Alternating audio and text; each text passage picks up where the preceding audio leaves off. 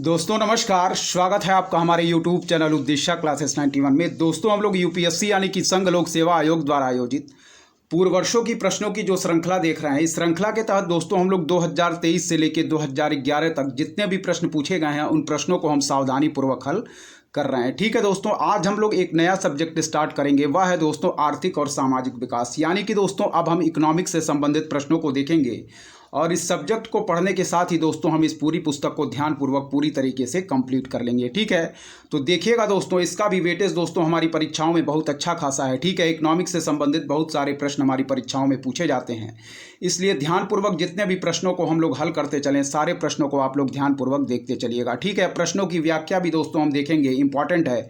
तो चलिए दोस्तों, आर्थिक और सामाजिक विकास में जो हमारा पहला टॉपिक आज स्टार्ट करेंगे वह है दोस्तों हमारा बैंकिंग प्रणाली, वित्त, बीमा एवं पेंशन। ठीक है, बैंकिंग प्रणाली, वित्त, बीमा और पेंशन से संबंधित प्रश्नों को हम देखेंगे। चलिए सबसे पहले स्टार्ट करेंगे 2023 में पूछे गए प्रश्नों से। ठीक है, तो ध्यानपूर्वक देखिएगा, इंपॉर्टेंट है। चलिए 2023 में पूछे गए पहले प्रश्न को पढ़ेंगे, जो कि हमारा बैंकिंग प्रणाली, वित्त, बीमा और पेंशन से संबंधित होगा। चलिए, कह रहा है कि निम्नलिखित कथनों पर विचार कीजिए। ठीक है, फिर देखिए, कह रहा है कि निम्नलिखित कथनों पर विचार कीजिए। तो कथन एक पढ़ेंगे, ध्यानपूर्वक देखिएगा दोस्तों, स्टेटमेंट। ठीक है, स्टेटमेंट वाले प्रश्न है हमारे, देखिएगा। कथन एक कह रहा है दोस्तों कि कोविड विश्वमारी के बाद के हाल के विगत काल में पूरे विश्व में अनेक केंद्रीय बैंकों ने ब्याज दरें क्या थी, बढ़ा दी थी। फिर देखिएगा, कह रहा है कि कोविड विश्वमारी के बाद के हाल के विगत काल में पूरे विश्व में अनेक केंद्रीय बैंकों ने ब्याज दरें दोस्तों क्या की थी, बढ़ा दी थी। ठीक है, यह हमारा कथन फर्स्ट था। कथन सेकंड पढ़ेंगे, कह रहा है कि आमतौर पर केंद्रीय बैंक मानते हैं कि उनके पास बढ़ती हुई उपभोक्ता कीमतों का मौद्रिक नीति के उपायों से प्रतिकार करने की सामर्थ्य है। फिर देखिएगा, कह रहा है कि आमतौर पर केंद्रीय बैंक मानते हैं कि उनके पास बढ़ती हुई उपभोक्ता कीमतों का मौद्रिक नीति के उपायों से प्रतिकार करने की क्या है दोस्तों, सामर्थ्य है। ठीक है, फिर देखिएगा, चलिए इसका राइट आंसर हम देखेंगे क्या है। इससे पहले एक बार और कथन फर्स्ट और कथन सेकंड को पढ़ेंगे। देखिएगा, कथन फर्स्ट कह रहा है कि कोविड विश्वमारी के बाद के हाल के विगत काल में पूरे विश्व में अनेक केंद्रीय बैंकों ने ब्याज दरें दोस्तों क्या की थी, बढ़ा दी थी। ठीक है, कथन सेकंड देखिएगा, आमतौर पर केंद्रीय बैंक मानते हैं कि उनके पास दोस्तों बढ़ती हुई उपभोक्ता कीमतों का, ठीक है, मौद्रिक नीति के उपायों से प्रतिकार करने की क्या है दोस्तों, सामर्थ्य है। ठीक है, तो इसमें जो राइट आंसर मार्क करेंगे, ध्यानपूर्वक देखिएगा, वह हम बिल्कुल मार्क करेंगे दोस्तों ऑप्शन ए। क्या मार्क करेंगे? ऑप्शन ए हमारा बिल्कुल राइट आंसर होगा। ध्यानपूर्वक देखिएगा, ठीक है, पढ़ेंगे। यानी कि दोस्तों कथन फर्स्ट और कथन सेकंड क्या है हमारे दोस्तों, दोनों ही सही दिए गए हैं, तथा दोस्तों कथन सेकंड हमारा कथन फर्स्ट की क्या है, सही व्याख्या है। फिर देखिएगा,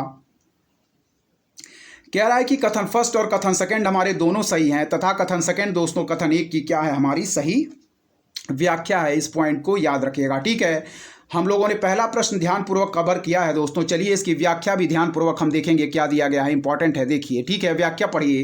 कह रहा है कि कोविड महामारी यानी कि विश्वमारी के बाद के हाल के विगत काल में विश्व भर में अनेक केंद्रीय बैंकों ने महामारी के उपरांत की मुद्रास्फीति को रोकने के लिए ब्याज दरों में दोस्तों क्या थी, बढ़ोतरी की थी। उदाहरण के लिए आरबीआई की मौद्रिक नीति समिति ने मई 2022 से कई बार दरों में बढ़ोतरी कर चुकी है, अतः कथन एक हमारा बिल्कुल सही है। फिर पढ़िएगा, कह रहा है कि कोविड महामारी विश्वमारी के बाद के हाल के विगत काल में विश्व भर में अनेक केंद्रीय बैंकों ने महामारी के उपरांत की मुद्रास्फीति को रोकने के लिए ब्याज दरों में बढ़ोतरी की थी। उदाहरण के लिए आरबीआई की मौद्रिक नीति समिति ने मई 2022 में कई बार दरों में बढ़ोतरी कर चुकी है। ठीक है, अतः कथन फर्स्ट हमारा बिल्कुल सही है। नेक्स्ट पॉइंट पढ़िएगा कि केंद्रीय बैंकों को आमतौर पर वस्तुओं की बढ़ती कीमतों को नियंत्रित करने का कार्य सौंपा जाता है।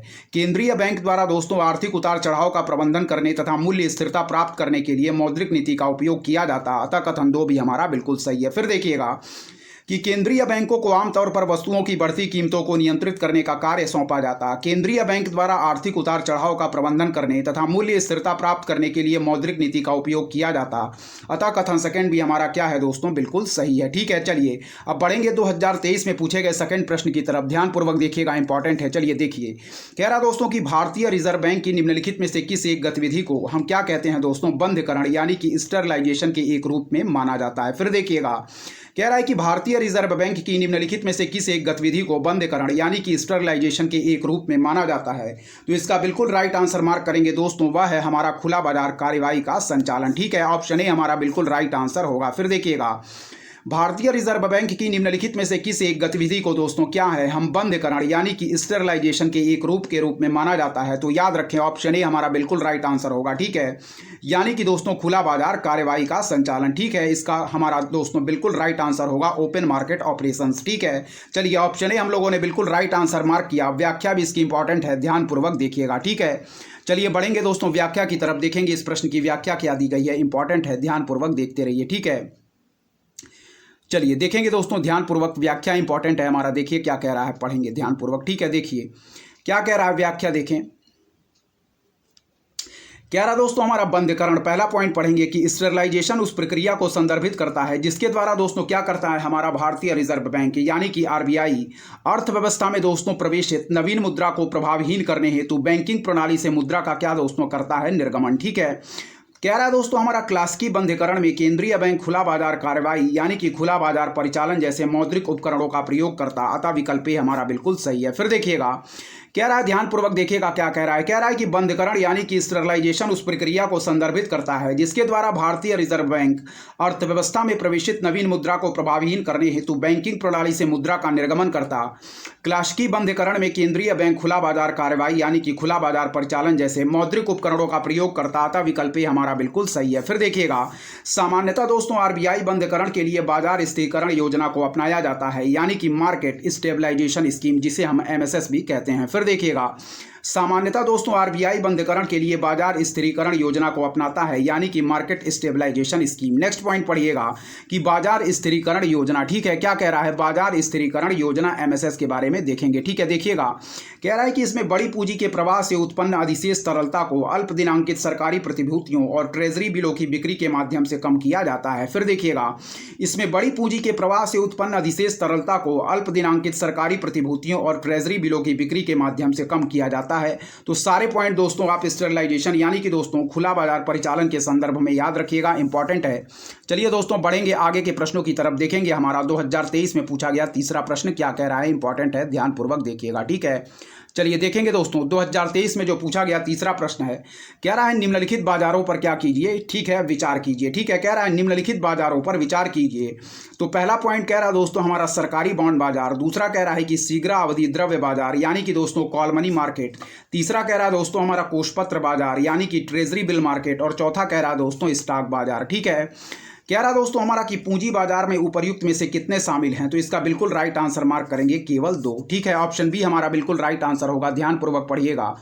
कह रहा है कि निम्नलिखित बाजारों पर विचार कीजिए। पहला कह रहा है दोस्तों सरकारी बॉन्ड बाजार, दूसरा कह रहा है दोस्तों हमारा शीघ्र अवधि द्रव्य बाजार यानी कि कॉल मनी मार्केट, तीसरा कह रहा है कोषपत्र बाजार ट्रेजरी बिल मार्केट, और चौथा कह रहा है दोस्तों स्टॉक बाजार। कह रहा है कि पूंजी बाजार में उपर्युक्त में से कितने शामिल हैं, तो हम लोगों ने मार्क किया ऑप्शन बी केवल 2। ठीक है, व्याख्या इंपॉर्टेंट है, चलिए इस प्रश्न की व्याख्या पढ़ते हैं। ठीक है, देखिए कह रहा दोस्तों हमारा कि सरकारी बॉन्ड बाजार क्या है, पूंजी बाजार का एक हिस्सा है, अतः विकल्प फर्स्ट हमारा क्या है दोस्तों बिल्कुल सही है। फिर देखिएगा कह रहा है कि सरकारी बॉन्ड बाजार हमारा क्या है, पूंजी बाजार का एक हिस्सा है, अतः विकल्प फर्स्ट हमारा क्या है दोस्तों बिल्कुल सही है। दूसरा देखेंगे कह रहा है कि शीघ्र अवधि द्रव्य क्या है, कॉल मनी दर वह दर है जिस पर धन को दोस्तों अल्पकालिक ऋण के रूप में लेकर बाजार में दिया जाता। ठीक है, अतः विकल्प 2 हमारा क्या है दोस्तों सही नहीं है। फिर देखिएगा कह रहा दोस्तों हमारा शीघ्र अवधि द्रव्य बाजार, ठीक है, यानी कि कॉल मनी दर वह दर है दोस्तों जिस पर धन को अल्पकालिक ऋण के रूप में लेकर बाजार में दिया जाता है। ठीक है, फिर देखिएगा क्या कह रहा है, थर्ड पॉइंट हमारा कह रहा है कि कोषपत्र यानी कि ट्रेजरी बिल सरकार द्वारा जारी अल्पकालिक ऋण प्रतिभूतियां हैं जिनकी परिपक्वता अवधि 1 वर्ष की होती है। ठीक है,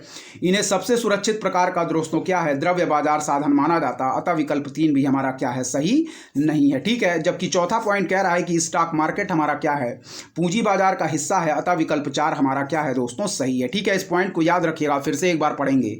सबसे पहले कह रहा है कि सरकारी बॉन्ड बाजार हमारा क्या है पूंजी बाजार का एक हिस्सा है, अतः विकल्प फर्स्ट हमारा क्या है बिल्कुल सही है। ठीक है, दूसरा पॉइंट पढ़ेंगे कि शीघ्र अवधि द्रव्य बाजार क्या है दोस्तों, तो यह कह रहा है कि हमारा शीघ्र अवधि द्रव्य यानी कि कॉल मनी दर वह दर है जिस पर दोस्तों धन को अल्पकालिक ऋण के रूप में लेकर बाजार में दिया जाता है। इस पॉइंट को याद रखिएगा। ठीक है, थर्ड पॉइंट कह रहा है कि कोषपत्र हमारा ट्रेजरी बिल क्या है, तो सरकार द्वारा जारी अल्पकालिक ऋण प्रतिभूतियां हैं जिनकी परिपक्वता अवधि 1 वर्ष की होती है।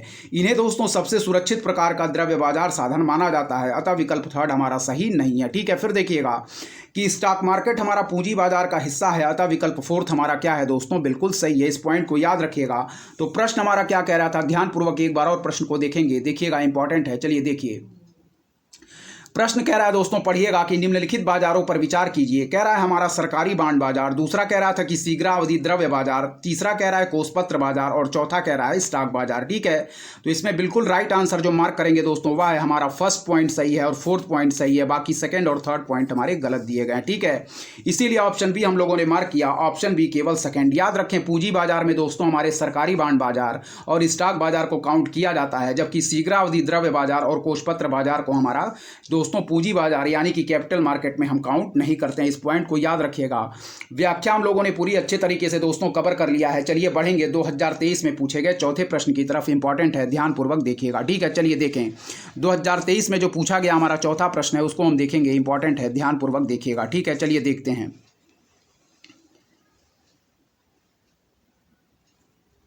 चलिए दोस्तों, आर्थिक और सामाजिक विकास से संबंधित प्रश्नों को हम देख रहे हैं। ठीक है, यानी कि इकोनॉमिक्स से संबंधित प्रश्नों को हम देख रहे हैं, जिसमें हम 2023 से लेकर 2011 तक के सारे प्रश्नों को ध्यानपूर्वक कवर कर रहे हैं। इंपॉर्टेंट है, चलिए देखिए। कह रहा है कि वित्त के संदर्भ में शब्द बीटा दोस्तों किसे निर्दिष्ट करता है। ठीक है, फिर देखिएगा।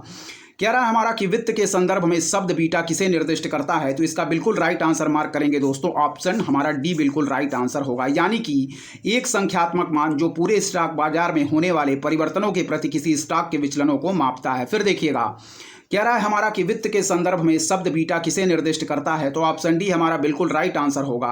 एक संख्यात्मक मान यानी कि जो पूरे स्टॉक बाजार में होने वाले परिवर्तनों के प्रति किसी स्टॉक के विचलनों को मापता है। ऑप्शन डी हमारा बिल्कुल राइट आंसर होगा। ठीक है, फिर देखिएगा। कह रहा है कि वित्त के संदर्भ में शब्द बीटा किसे निर्दिष्ट करता, तो याद रखें, एक संख्यात्मक मान जो पूरे स्टॉक बाजार में होने वाले परिवर्तनों के प्रति किसी स्टॉक के विचलनों को मापता है। ऑप्शन डी हमारा बिल्कुल राइट आंसर होगा। ठीक है, व्याख्या इंपॉर्टेंट है, ध्यानपूर्वक इसकी व्याख्या चलिए देखते हैं। ठीक है, देखें। कह रहा है कि वित्त के संदर्भ में बीटा शब्द का आशय ऐसी स्थिति से है जिसमें शेयर बाजार के समग्र रूप से बढ़ने या घटने पर किसी व्यक्तिगत संपत्ति के उतार चढ़ाव को मापा जाता। फिर देखिएगा कि वित्त के संदर्भ में बीटा शब्द का आशय ऐसी स्थिति से है जिसमें शेयर बाजार के समग्र रूप से बढ़ने या घटने पर किसी व्यक्तिगत संपत्ति के उतार चढ़ाव को मापा जाता। कह रहा है कि इसका उपयोग जोखिम की माप के रूप में किया जाता और यह कैपिटल एसेट प्राइसिंग मॉडल यानी कि CAPM का एक अभिन्न अंग है। ठीक है, कह रहा है कि उच्च बीटा वाली कंपनी में अधिक जोखिम होता है और अधिक अपेक्षित रिटर्न भी होता। बीटा गुणांक की व्याख्या इस प्रकार की जा सकती। फिर देखिएगा, कह रहा है कि वित्त के संदर्भ में बीटा शब्द का आशय ऐसी स्थिति से है जिसमें शेयर बाजार के समग्र रूप से बढ़ने या घटने पर किसी व्यक्तिगत संपत्ति के उतार चढ़ाव को मापा जाता। कह रहा है हमारा कि इसका उपयोग दोस्तों जोखिम की माप के रूप में किया जाता और यह कैपिटल एसेट प्राइसिंग मॉडल यानी कि CAPM का एक अभिन्न अंग है और उच्च बीटा वाली कंपनी में अधिक जोखिम होता है और अधिक अपेक्षित रिटर्न भी होता है। बीटा गुणांक की व्याख्या दोस्तों इस प्रकार की जा सकती। ठीक है, देखिएगा। ठीक है, क्या कह रहा है हमारा, ध्यानपूर्वक देखें।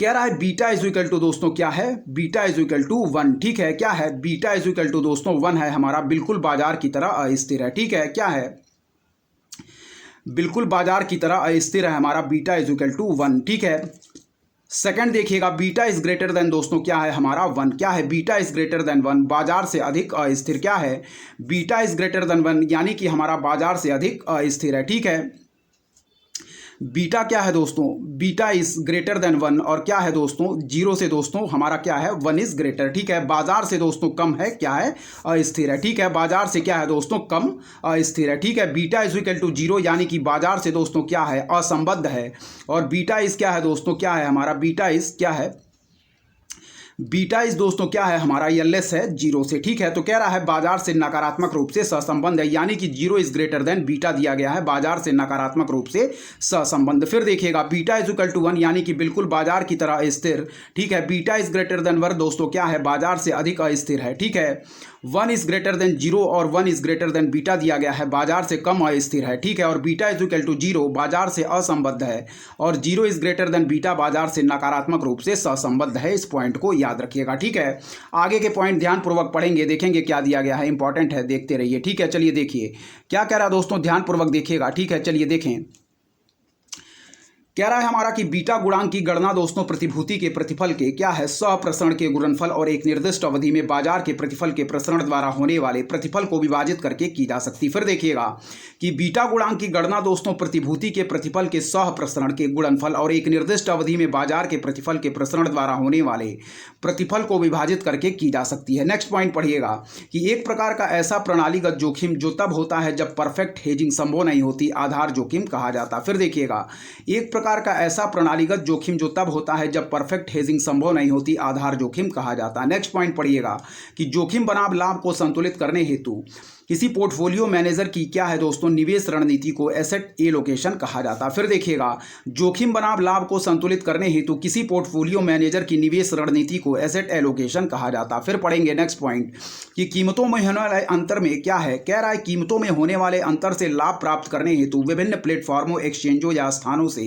एक साथ संपत्ति की खरीद और बिक्री की प्रक्रिया को आर्बिट्रेज कहा जाता है। फिर देखिएगा, कीमतों में होने वाले अंतर से लाभ प्राप्त करने हेतु विभिन्न प्लेटफॉर्मों, एक्सचेंजों या स्थानों से एक साथ संपत्ति की खरीद और बिक्री की प्रक्रिया को आर्बिट्रेज कहा जाता है। नेक्स्ट पॉइंट पढ़िएगा क्या कह रहा है, ऐसा संख्यात्मक मान जिससे दोस्तों क्या है, किसी स्टॉक के उतार चढ़ाव को समग्र स्टॉक मार्केट में होने वाले परिवर्तन के संदर्भ में मापा जाता, बीटा हमारा कहलाता है। इस पॉइंट को याद रखिएगा, ठीक है। क्या है, ध्यानपूर्वक देखिए, कह रहा है कि ऐसा संख्यात्मक मान जिससे किसी स्टॉक के उतार चढ़ाव को समग्र स्टॉक मार्केट में होने वाले परिवर्तन के संदर्भ में मापा जाता है, बीटा हमारा कहलाता है, ठीक है। इस पॉइंट को याद रखिएगा। चलिए बढ़ेंगे दोस्तों 5वें नंबर प्रश्न की तरफ, इंपॉर्टेंट है।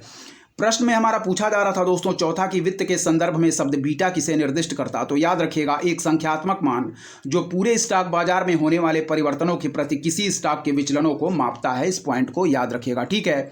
चलिए बढ़ेंगे दोस्तों आगे के प्रश्नों की तरफ। देखिएगा 5वां नंबर प्रश्न हमारा क्या कह रहा है, इंपॉर्टेंट है। देखिए, कह रहा है कि निम्नलिखित कथनों पर क्या कीजिए, विचार कीजिए, ठीक है। कह रहा है निम्नलिखित कथनों पर विचार कीजिए, इंपॉर्टेंट है, ध्यानपूर्वक देखिएगा, ठीक है। चलिए पढ़िए।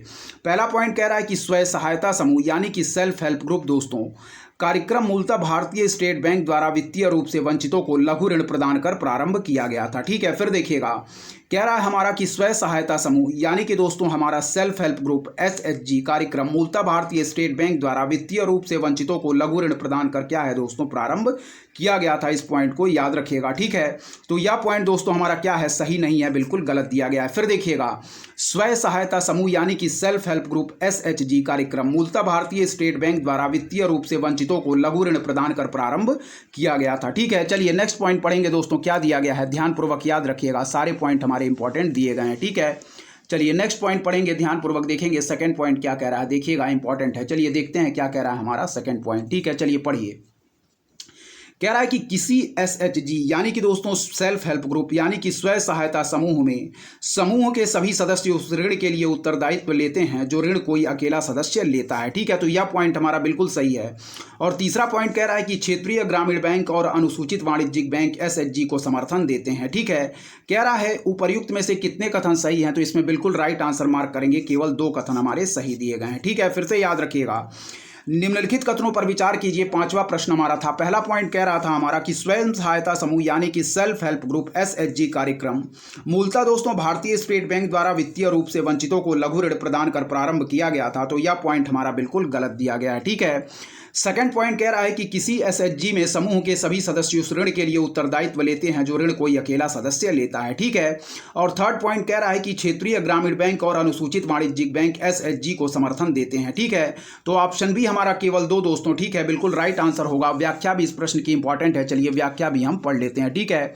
2023 में पूछा गया 5वां प्रश्न था जो कि हमारा आर्थिक और सामाजिक विकास से संबंधित है। चलिए पढ़ेंगे, पहला पॉइंट पढ़ेंगे दोस्तों, क्या कह रहा है, ध्यानपूर्वक देखिएगा। कह रहा है हमारा कि स्वयं सहायता समूह या SHG लगभग दोस्तों 2 दशक एक प्रसिद्ध अवधारणा बन गई। देश के आर्थिक विकास को गति देने में स्वयं सहायता समूहों की अपनी भूमिका है। स्वयं सहायता समूह अब एक आंदोलन के रूप में विकसित हुआ। हम बांग्लादेश में डॉक्टर दोस्तों महमूद यूनिस द्वारा स्थापित स्वयं सहायता समूहों की अवधारणा की उत्पत्ति का पता लगा सकते।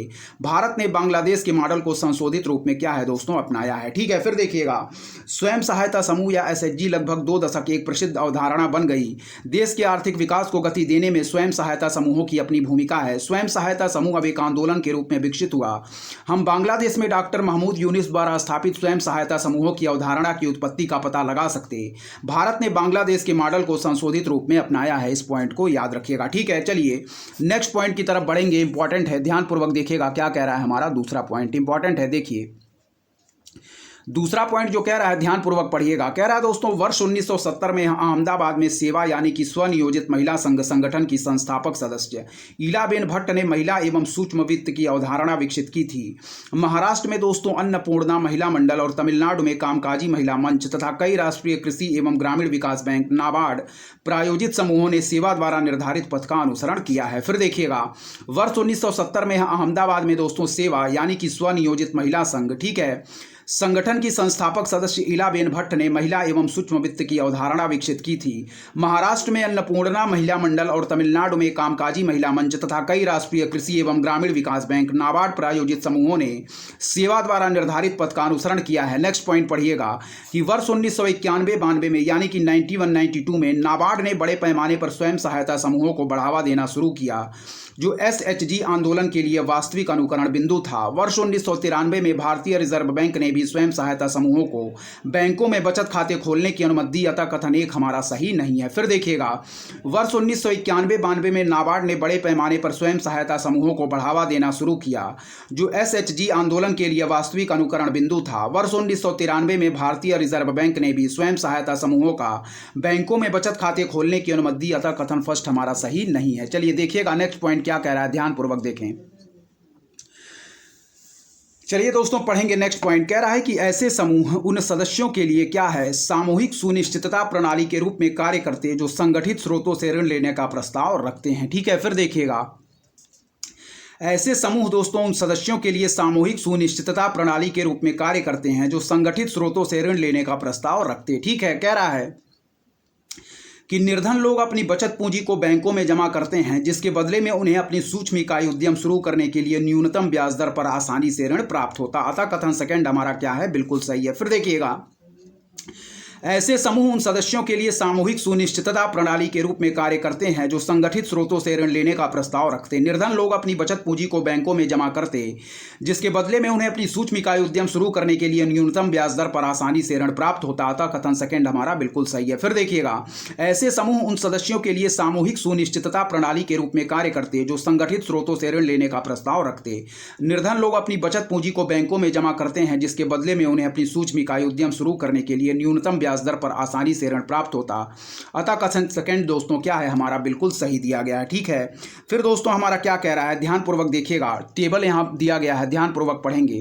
कह रहा दोस्तों पैटर्न ऑफ पार्टनरशिप, पहला है दोस्तों नंबर ऑफ पार्टिसिपेटिंग बैंक्स, ठीक है। फिर देखिए number of branches of banks lending to SHG, फिर कह रहा दोस्तों कमर्शियल बैंक, फिर कह रहा रीजनल रूरल बैंक, और फिर कह रहा कोऑपरेटिव, और लास्ट कह रहा है number of participating NGOs and other agencies, ठीक है। फिर देखिएगा नंबर ऑफ पार्टिसिपेटिंग बैंक्स, ठीक है, number of branches of banks lending to SHGs, फिर है कमर्शियल बैंक, फिर है रीजनल रूरल बैंक्स, फिर है कोऑपरेटिव, फिर है number of participating NGOs and other agency, अतः कथन 3 हमारा क्या है दोस्तों, कथन 3 भी हमारा सही है, जो कि कह रहा था कि क्षेत्रीय ग्रामीण बैंक और अनुसूचित वाणिज्यिक बैंक SHG को समर्थन देते हैं, तो यह भी पॉइंट हमारा बिल्कुल दोस्तों सही है, ठीक है। चलिए आगे के प्रश्नों की तरफ ध्यानपूर्वक बढ़ेंगे। सारे प्रश्न हमारी आगामी परीक्षा की दृष्टि से इंपॉर्टेंट है, इसलिए सारे प्रश्नों की व्याख्या आप लोग ध्यानपूर्वक देखते चलिए बढ़ेंगे आगे के प्रश्न। चलिए दोस्तों 2022 में पूछे गए प्रश्नों को देखेंगे, ध्यानपूर्वक देखिएगा, इंपॉर्टेंट है। कह रहा है कि निम्नलिखित कथनों पर क्या कीजिए, विचार कीजिए, ठीक है। कह रहा है निम्नलिखित कथनों पर विचार कीजिए। पहला प्रश्न पढ़ेंगे जो 2022 में पूछा गया। कह रहा है कि यूएस फेडरल रिजर्व की सख्त मुद्रा नीति पूंजी पलायन की ओर ले जा सकती है, ठीक है। कह रहा है कि यूएस फेडरल रिजर्व की सख्त मुद्रा नीति पूंजी पलायन की ओर ले जा सकती है, ठीक है। दूसरा पॉइंट कह रहा है कि पूंजी पलायन वर्तमान विदेशी वाणिज्यिक ऋण ग्रहण वाली फर्मों की ब्याज लागत को बढ़ा सकता है। फिर देखिएगा पूंजी पलायन वर्तमान विदेशी वाणिज्यिक ऋण ग्रहण वाली फर्मों की ब्याज लागत को दोस्तों क्या है, बढ़ा सकता है, ठीक है। और थर्ड पॉइंट कह रहा है कि घरेलू मुद्रा का अवमूल्यन ECB यानी कि एक्सटर्नल कॉमर्शियल बारोइंग से संबद्ध मुद्रा जोखिम को घटाता है, ठीक है। कह रहा है कि घरेलू मुद्रा का अवमूल्यन एक्सटर्नल कॉमर्शियल बारोइंग से संबद्ध मुद्रा जोखिम को घटाता है, ठीक है। तो इस प्रश्न का आंसर दोस्तों स्टार मार्क किया गया है, ठीक है। इसकी व्याख्या हम देखेंगे, इंपॉर्टेंट है। ज्ञातव्य है कि कह रहा है कि संघ लोक सेवा आयोग ने इस प्रश्न को दोस्तों मूल्यांकन से क्या है, बाहर रखा है, ठीक है। एक बार और पढ़ लेंगे। कह रहा है कि निम्नलिखित कथनों पर विचार कीजिए। पहला पॉइंट कह रहा है कि यूएस फेडरल रिजर्व की सख्त मुद्रा नीति पूंजी पलायन की ओर ले जा सकती है, ठीक है। सेकंड पॉइंट कह रहा है कि पूंजी पलायन वर्तमान विदेशी वाणिज्यिक ऋण ग्रहण यानी कि एक्सटर्नल कॉमर्शियल बारोइंग वाली फर्मों की ब्याज लागत को बढ़ा सकता है। और कह रहा है कि घरेलू मुद्रा का अवमूल्यन यानी कि एक्सटर्नल कॉमर्शियल बोरोइंग से संबद्ध मुद्रा जोखिम को घटाता है। ठीक है, तो ध्यानपूर्वक देखिएगा, इस प्रश्न का आंसर स्टार मार्क किया गया है, व्याख्या इंपॉर्टेंट है, ध्यानपूर्वक व्याख्या चलिए पढ़ते हैं। ठीक है, चलिए देखिए इस प्रश्न की व्याख्या पढ़ेंगे, इंपॉर्टेंट है। कह रहा है कि ज्ञातव्य है कि संघ लोक सेवा आयोग ने इस प्रश्न को मूल्यांकन से बाहर रखा है। ठीक है, पहला पॉइंट पढ़ेंगे। कह रहा है कि सख्त या संकुचनकारी मौद्रिक नीति एक मौद्रिक उपाय है जिसका अर्थ है कि केंद्रीय बैंक द्वारा मौद्रिक विस्तार की दर में कमी। ठीक है, यह एक सूक्ष्म आर्थिक उपकरण है जिसे दोस्तों क्या है, केंद्रीय बैंकों या सरकारी अंकतक्षेपों द्वारा निर्मित की गई उद्गामी मुद्रास्फीति या अन्य आर्थिक विकृतियों से निपटने हेतु दोस्तों डिजाइन किया गया है। फिर देखिएगा, सख्त या संकुचनकारी मौद्रिक नीति एक मौद्रिक उपाय है जिसका अर्थ है दोस्तों केंद्रीय बैंक द्वारा मौद्रिक विस्तार की दर में कमी। ठीक है, यह एक सूक्ष्म आर्थिक उपकरण है जिसे केंद्रीय बैंकों या सरकारी अंकतक्षेपों द्वारा निर्मित की गई उद्गामी मुद्रास्फीति या अन्य आर्थिक विकृतियों से निपटने हेतु डिजाइन किया गया। नेक्स्ट पॉइंट पढ़ेंगे, क्या कह रहा है।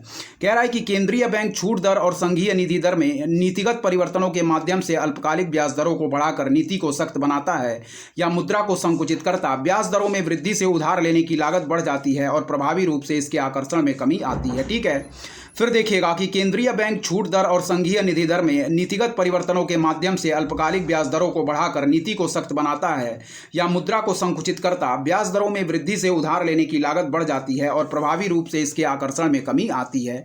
नेक्स्ट पॉइंट पढ़ेंगे कि केंद्रीय बैंक छूट दर और संघीय निधि दर में नीतिगत परिवर्तनों के माध्यम से अल्पकालिक ब्याज दरों को बढ़ाकर नीति को मजबूत करता है या पैसे को तंग करता है। फिर देखिएगा, केंद्रीय बैंक छूट दर और संघीय निधि दर में नीतिगत परिवर्तनों के माध्यम से अल्पकालिक ब्याज दरों को बढ़ाकर नीति को मजबूत करता है या पैसे को तंग करता है। ठीक है, तो इस पॉइंट को याद रखिएगा और इस प्रश्न का आंसर जो संघ लोक सेवा आयोग ने दोस्तों मूल्यांकन से बाहर रखा था। ठीक है, तो इस पॉइंट को याद रखिएगा। चलिए 2022 में पूछे गए दूसरे प्रश्न को देखेंगे, इंपॉर्टेंट है, ध्यानपूर्वक देखिएगा। ठीक है, चलिए देखिए 2022 में जो पूछा गया हमारा दूसरा प्रश्न है उसको देखिएगा, इंपॉर्टेंट है। चलिए देखिए, कह रहा है कि निम्नलिखित कथनों पर विचार कीजिए। पहला पॉइंट पढ़ेंगे। कह रहा है कि भारत में साख क्षमता निर्धारण एजेंसियां यानी कि क्रेडिट रेटिंग एजेंसीज भारतीय रिजर्व बैंक द्वारा विनियमित होती हैं। ठीक है, फिर कह रहा है कि इकरा नाम से जानी जाने वाली क्षमता निर्धारण एजेंसी एक पब्लिक लिमिटेड कंपनी है। ठीक है, फिर थर्ड पॉइंट कह रहा है कि ब्रिकवर्क रेटिंग्स एक भारतीय साख क्षमता निर्धारण एजेंसी है। क्या है? ब्रिकवर्क रेटिंग्स एक भारतीय साख क्षमता निर्धारण एजेंसी है। ठीक है, तो कह रहा है कि उपर्युक्त कथनों में से कौन से सही हैं, तो सही ऑप्शन हम लोगों ने मार्क किया ऑप्शन बी, यानी कि सेकंड और थर्ड पॉइंट हमारे बिल्कुल सही दिए गए हैं। फिर देखिएगा, कह रहा है कि निम्नलिखित कथनों पर विचार कीजिए। पहला पॉइंट कह रहा है कि भारत में साख क्षमता निर्धारण एजेंसियां यानी कि क्रेडिट रेटिंग एजेंसीज हमारी भारतीय रिजर्व बैंक द्वारा विनियमित होती हैं। ठीक है, फिर कह रहा है कि इकरा नाम से जानी जाने वाली क्षमता निर्धारण एजेंसी एक पब्लिक लिमिटेड कंपनी है। क्या है? इकरा नाम से जानी जाने वाली क्षमता निर्धारण एजेंसी एक पब्लिक लिमिटेड कंपनी है। फिर देखिएगा कि ब्रिकवर्क रेटिंग्स एक भारतीय साख क्षमता निर्धारण एजेंसी है। कह रहा है कि ब्रिकवर्क रेटिंग्स एक भारतीय साख क्षमता निर्धारण एजेंसी है। तो फर्स्ट पॉइंट दोस्तों हमारा बिल्कुल गलत दिया गया है, सेकेंड और थर्ड पॉइंट इस संदर्भ में बिल्कुल सही दिए गए हैं, यानी कि इकरा नाम से जानी जाने वाली क्षमता निर्धारण एजेंसी एक पब्लिक लिमिटेड कंपनी है, यह पॉइंट बिल्कुल सही है। और थर्ड पॉइंट जो कह रहा है कि ब्रिकवर्क रेटिंग एक भारतीय साख क्षमता निर्धारण एजेंसी है, तो यह भी पॉइंट हमारा बिल्कुल सही है। ठीक है, ऑप्शन बी यानी कि हम लोगों ने बिल्कुल राइट आंसर मार्क किया। व्याख्या इंपॉर्टेंट है, चलिए इसकी व्याख्या भी हम ध्यानपूर्वक पढ़ेंगे, इंपॉर्टेंट है, देखिएगा। ठीक है, चलिए देखेंगे इसकी व्याख्या क्या कह रहा है, इंपॉर्टेंट है, देखिएगा ध्यानपूर्वक। ठीक है, चलिए पढ़ेंगे व्याख्या इसकी। देखिए दोस्तों, पहला पॉइंट पढ़ेंगे कि भारत में सभी क्रेडिट रेटिंग एजेंसियों को भारतीय प्रतिभूति और विनिमय बोर्ड अधिनियम 1992 की सेबी क्रेडिट रेटिंग एजेंसियां विनियम 1999 द्वारा विनियमित किया जाता। अतः कथन फर्स्ट हमारा क्या है, बिल्कुल सही नहीं है। फिर देखिएगा क्या कह रहा है, कह रहा है कि भारत में सभी क्रेडिट रेटिंग एजेंसियों को भारतीय प्रतिभूति और विनियम बोर्ड अधिनियम 1992 की सेबी क्रेडिट रेटिंग एजेंसियां विनियमन 1999 द्वारा विनियमित किया जाता। अतः कथन फर्स्ट हमारा सही नहीं है। नेक्स्ट पॉइंट पढ़िएगा, कह रहा है कि इकरा लिमिटेड यानी कि दोस्तों पूर्व में investment information and credit rating agency of India limited की स्थापना 1991 में प्रमुख वित्तीय / निवेश संस्थानों, वाणिज्यिक बैंकों और वित्तीय सेवा कंपनियों द्वारा स्वतंत्र और पेशेवर निवेश सूचना और क्रेडिट रेटिंग एजेंसी के रूप में की गई थी। फिर देखिएगा, इकरा लिमिटेड जिसे हम कहेंगे पूर्व में investment information and credit rating agency of India limited की स्थापना 1991 में प्रमुख / वित्तीय निवेश संस्थानों, ठीक है, वाणिज्यिक बैंकों और वित्तीय सेवा कंपनियों द्वारा स्वतंत्र और पेशेवर निवेश सूचना और क्रेडिट रेटिंग एजेंसी के रूप में की गई थी। ठीक है, ध्यानपूर्वक नेक्स्ट पॉइंट पढ़ेंगे कि वर्तमान में इकरा और उसकी सहायक कंपनियां मिलकर इकरा ग्रुप ऑफ कंपनीज ग्रुप इकरा बनाती हैं। और इकरा दोस्तों याद रखें एक पब्लिक लिमिटेड कंपनी है जिसके शेयर बॉम्बे स्टॉक एक्सचेंज और नेशनल स्टॉक एक्सचेंज में सूचीबद्ध हैं। अतः कथन सेकंड हमारा बिल्कुल सही है, इस पॉइंट को याद रखिएगा। फिर पढ़ेंगे कि वर्तमान में इकरा और उसकी सहायक कंपनियां मिलकर दोस्तों इकरा ग्रुप ऑफ कंपनीज बनाती हैं और इकरा एक पब्लिक लिमिटेड कंपनी है जिसके शेयर बॉम्बे स्टॉक एक्सचेंज और नेशनल स्टॉक एक्सचेंज में सूचीबद्ध हैं। अतः कथन सेकंड हमारा बिल्कुल सही है। नेक्स्ट पॉइंट पढ़ेंगे, क्या कह रहा है देखिएगा। कह रहा दोस्तों हमारा कि ब्रिकवर्क रेटिंग यानी कि हमारा सेबी पंजीकृत क्रेडिट रेटिंग एजेंसी है को भी आरबीआई द्वारा मान्यता प्राप्त है। अतः कथन थर्ड हमारा सही है, अतः विकल्प बी हमारा बिल्कुल सही है। कह रहा है कि ब्रिकवर्क रेटिंग हमारा सेबी पंजीकृत क्रेडिट रेटिंग एजेंसी है को भी आरबीआई द्वारा मान्यता प्राप्त है। अतः कथन थर्ड हमारा बिल्कुल सही है, ठीक है।